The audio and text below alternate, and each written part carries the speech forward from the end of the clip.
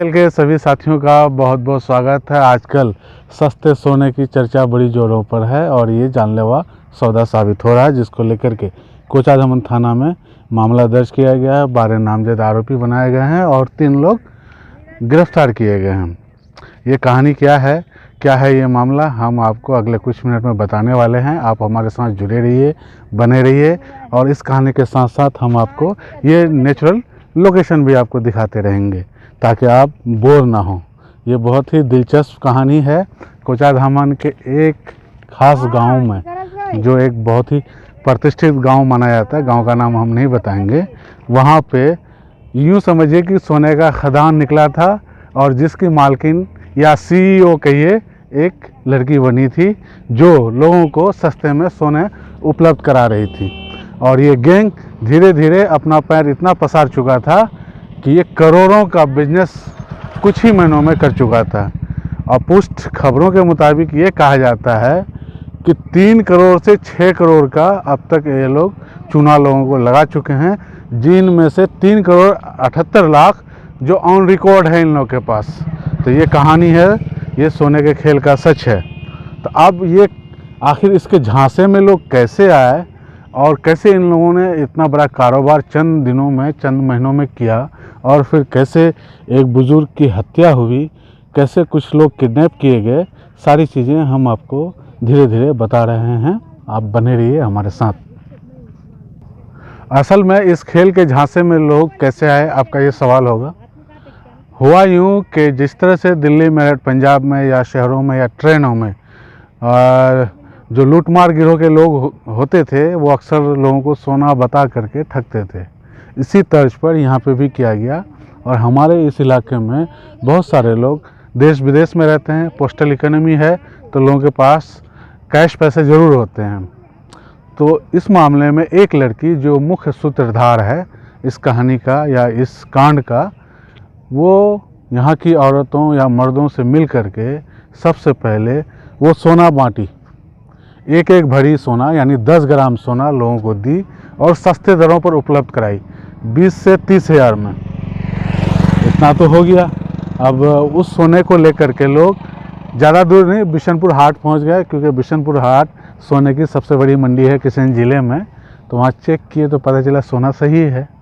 तो लोगों का एकदम बिल्कुल दिलचस्पी बढ़ी इस मामले में और लोग ये सोचे कि यही तो मौका है, लूट लो एकदम, जो होगा देखी जाएगी। तो बस उसके बाद ये इस कमज़ोर कड़ी को वो लड़की पहचान ली लोगों की। उसके बाद उन्होंने कहा कि अगर आपको और ज़्यादा सोना चाहिए तो आपको 30 हज़ार के भाव से देंगे, आप ऑर्डर पहले बुक करा लीजिए। यहाँ तो बड़े बड़े गुलफाम बैठे हुए हैं।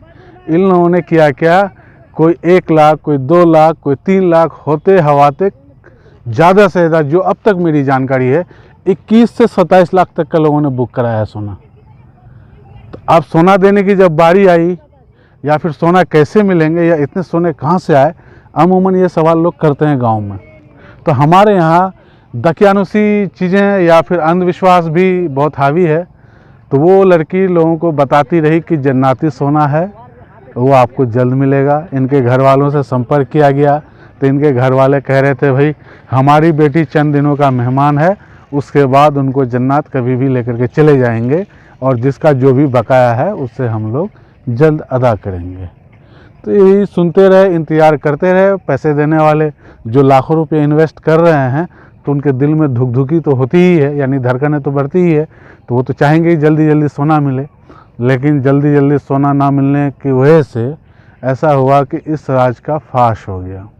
अब राज का जब फाश हुआ तो आखिर ये पैसे कैसे मिलेंगे, सोने तो मिले नहीं। इतना लोगों को यकीन हो चुका है कि अब सोने नहीं मिलने वाले हैं।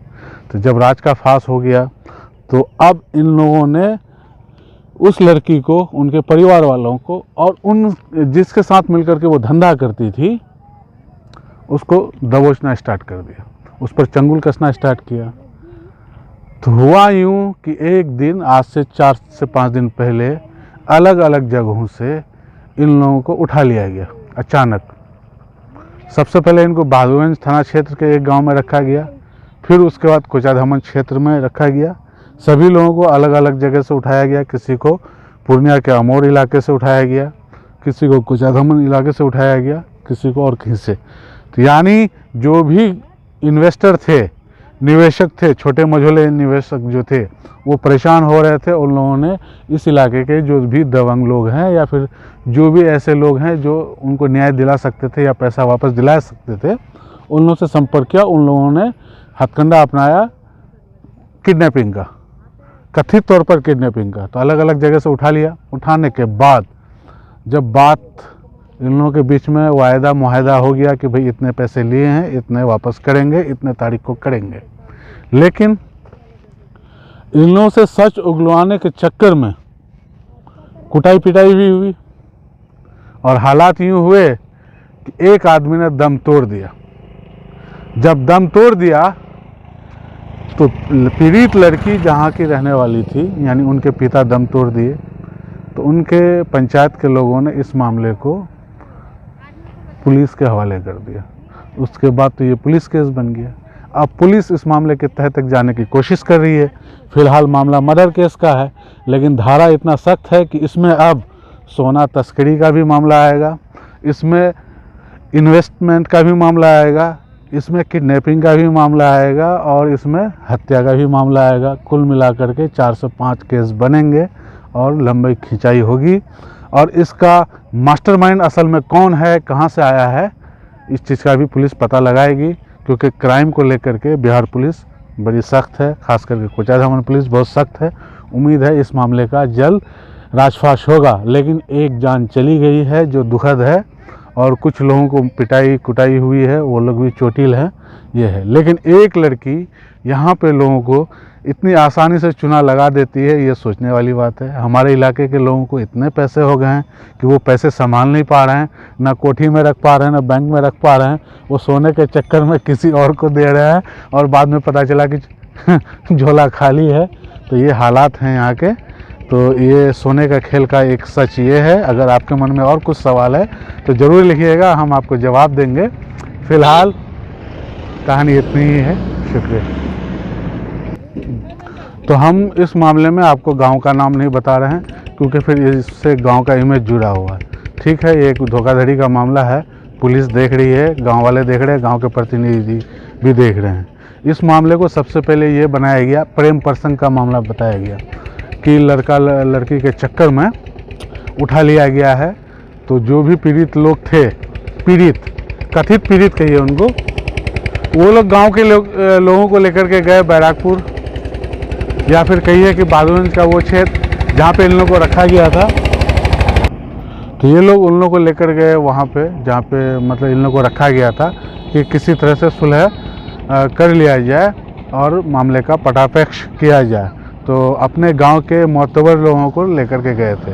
लेकिन आज ये हालात है कि ये लोग बेवजह उस केस में फंस गए हैं। इन लोगों का भी नाम नामजद आरोपियों में शामिल किया गया। उनमें से 2 या 3 लोग ऐसे हैं। बाकी लोगों का इन्वॉल्वमेंट है, इसमें कोई शक नहीं है। पुलिस उसको जांच कर रही है, लेकिन फ़िलहाल हम लोग कोई सर्टिफिकेट नहीं दे सकते। लेकिन दिलचस्प कहानी यही है कि एक लड़की ने यहाँ पे लोगों को इतना बड़ा चूना लगाया। अब आप बताइए कि लगभग 3.5 करोड़ से एबव का जो ऑन रिकॉर्ड है, बाकी कितना है पता नहीं है, लोग नाम तक नहीं बता रहे हैं। और जो लोग हाट में, चौक चौराहों में ऐसे झूमते हुए नज़र आ रहे हैं, तो सामने वाला उनको कह रहा है क्या भाई सोने के खेल में तुम भी फंसे क्या? तो तीर निशाने पे लगती है। तो ये हालात हैं हमारे यहाँ के। तो आपको ये स्टोरी कैसी लगी ज़रूर बताइएगा। खबर सीमांचल के साथ जुड़े रहिए, बने रहिए। Thank you.